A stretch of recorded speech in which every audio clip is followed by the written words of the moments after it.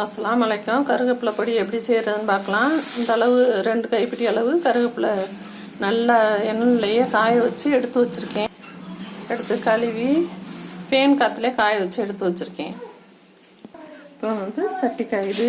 இதில் ஒரு உலக்கு உளுந்து போட்டு வறுத்து எடுத்துக்கலாம். எண்ணெயெல்லாம் ஊற்றிடக்கூடாது, வெறும் சட்டியிலே தான் வறுக்கணும். இப்போ உளுந்து வறுத்து எடுத்துக்கிட்டாச்சு. இந்த அளவு அரை கடலைப்பருப்பு, அரை உலக்கு, இதையும் வறுத்துக்கலாம். இப்போ கடலைப்பருப்பையும் வறுத்து எடுத்துக்கிட்டாச்சு. இந்த டயத்தில் எள்ளு,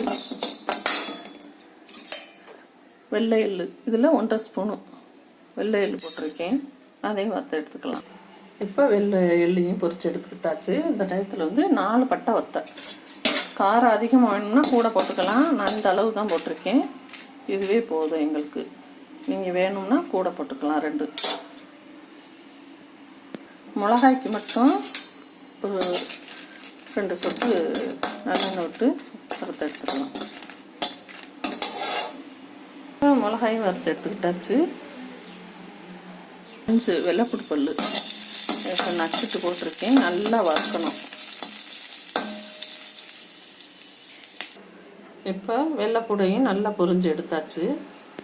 இப்போ 2 கைப்பிடி அளவு கருவேப்பிலை நல்லா காய வச்சு எடுத்து அதிலே கொஞ்சம் போல் உப்பும் தேவையான அளவு போட்டுடலாம்.